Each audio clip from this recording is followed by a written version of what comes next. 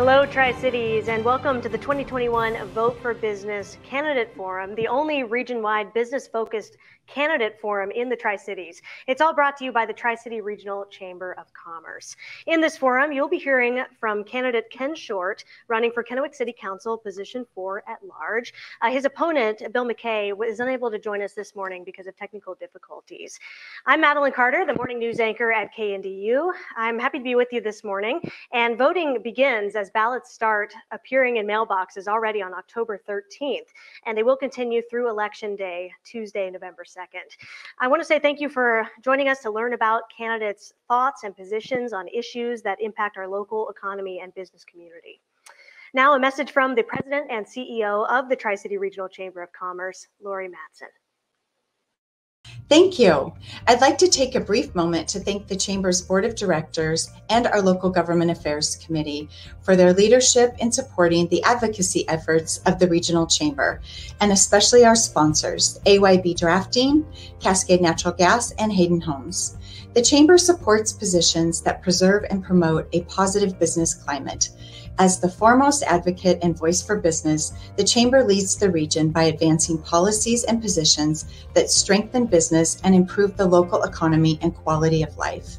The 2021 Vote for Business Candidate Forum is designed to highlight how candidate positions integrate with local business priorities. And finally, a very special thank you to our local news partners for collaborating on this project. Your time, talent, and expertise are valued and truly appreciated. Now a word from one of our sponsors. Hi, my name is Arthur with AYB Drafting. AYB is excited to sponsor the Vote for Business campaign. We understand that local elections are very important to the business community, and we're happy to support them. Thanks for watching. Thank you so much. It's a pleasure for KNDU to support this effort to inform voters about the people who are running for public office right here in our community. Now, to the format of today. The candidate will have 1 minute for opening and closing statements. Response time for each question, that's limited to 2 minutes. Time limit reminders, you'll see them appear on the screen at 10 seconds remaining, and if necessary, when time is up. Now, we are ready to get started, so let's begin by introducing candidate Ken Short in the race for Kennewick City Council, position 4 at large. Welcome to you, Ken, and thank you very much for taking the time to be with us this morning. So if you're ready, I say let's get started. We're going to begin with your opening statement, and you have 1 minute. Sounds great, thank you. Hi, my name is Ken Short. I'm running for Kennewick City Council. I first want to thank the Chamber and everyone involved in coordinating this. Kennewick has always been my home. It's where I was raised, where my family's small business has operated for over 30 years, and it's where my wife and I chose to raise our son. Now I'm seeking the opportunity to serve on the City Council to give back to the community that has given me so much. After graduating from Kennewick, I balanced multiple jobs and worked my way through CBC and WSU. After that, I juggled a full-time job with evening classes, earning an MBA in finance as one of the top-performing students in the country. Since then, I moved back home and currently work out in the area. I'm running because young families like mine have a real stake in what the city looks like in 2050. I want to ensure our first responders have the tools and resources they need to keep us safe, especially as our population continues to grow. I want to attract new industries, new businesses, and new employees, and have them stay. I want them to invest their talents, ingenuity, and capital right here in our city. I want to make sure the City Council works for the citizens of Kennewick again. I'm ready to roll up my sleeves and get to work on making sure the next 30 years are even stronger than the last. Thank you. Thank you, Ken. Now let's go ahead and move right into the question and answer portion of this forum. Just a reminder that for each question, you will have 2 minutes to respond. Question number 1, what can the City Council do in regard to tax and regulation that will promote our region as a smart place to do business? Yeah, wonderful. Thank you. So my general outlook on taxes and regulation, frankly, especially taxes, though, those should never be the first option. Those should always be the last resort.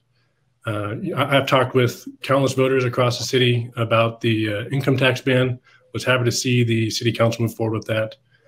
I think that sends an important message to not just those looking to impose an income tax, but to voters and potential future employees and employers that Kennewick is going to remain open for business. I talked a lot about on my campaign the importance of investing in and thinking long-term about the investments in public safety.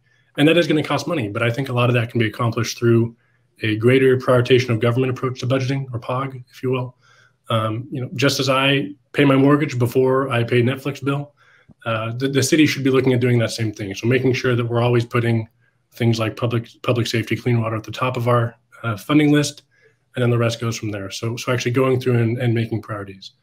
And the other thing I think is important when it comes to regulations is taxes, is that those high and important information pieces through prices that the market looks at. So, it's what Hayek called the spontaneous order, the idea that millions of people making millions of decisions every day is going to lead to better outcomes than a couple of bureaucrats in a room making decisions for us.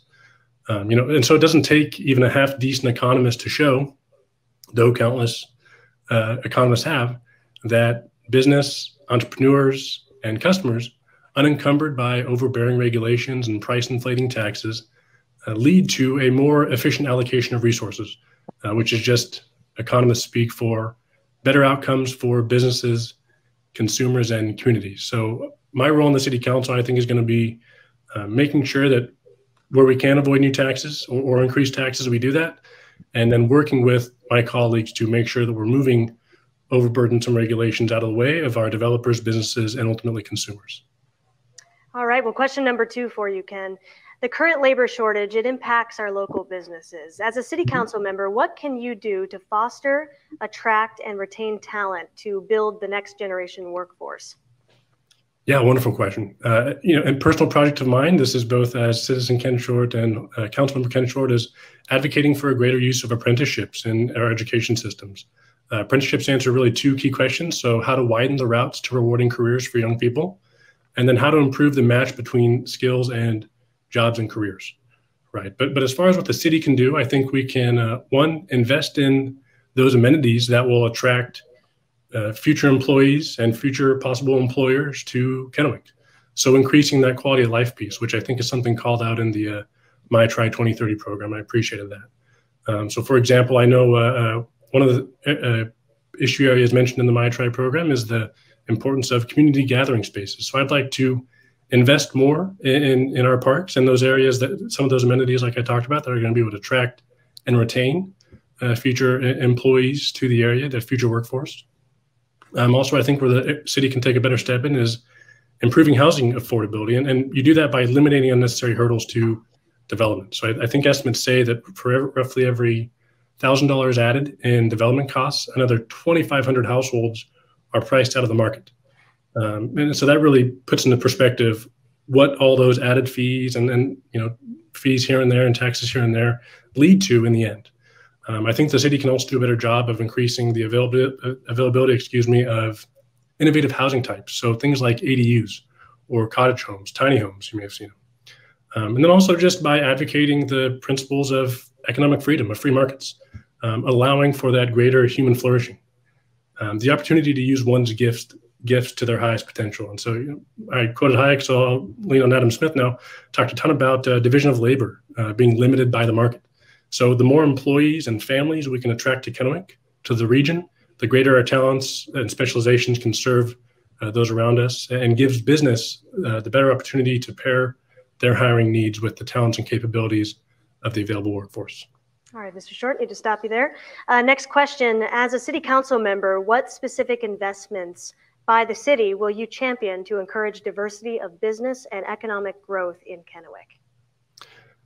Yeah, fantastic. I think areas where I'd like to be part of that growth is in the waterfront development. I know that's Portland, but certainly having a voice there, making sure that that land is utilized to the best of what the market wants and what's best for the community. So again, that community gathering space, I think, is a phenomenal opportunity down there. I'm going to be a strong advocate for bringing Columbia Park into local control. I know we've made some progress there. Doc Hastings has done some fantastic work there. Would like to see that. I used to fish and run and golf there all the time. So I think it only makes sense that those who do that have more say in how that's developed and utilized and cleaned up, if you will. But I think some of the big tools that we can lean on from the city's perspective is the land south of I-82, allowing that to be used for industrial land to attract some of those manufacturers. But then the big thing that I've talked about, in fact, one of the first things I did after I announced my candidacy was I connected with Stephanie to talk about some of the challenges that our business community is facing. And we talked a lot about My Try 2030. But we also talked about one of the few bright spots in the past legislative session, which was the tax increment financing, or TIF, the new LRF. And so that's a way to encourage additional private development and investment in areas where we'd like to see those grow. So I live out by Southridge.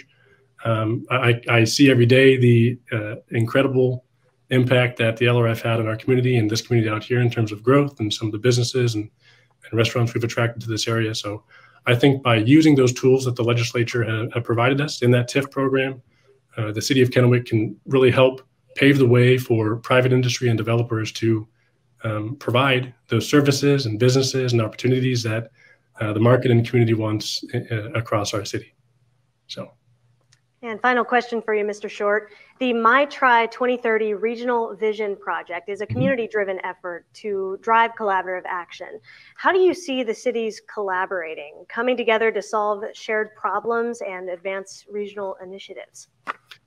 Yeah, and I've mentioned this a few times, and so I can't say enough how big of a fan I am of the My Tri 2030 initiative. I believe it's the kind of regional roadmap we need to position the Tri-Cities and Kennewick for long-term success.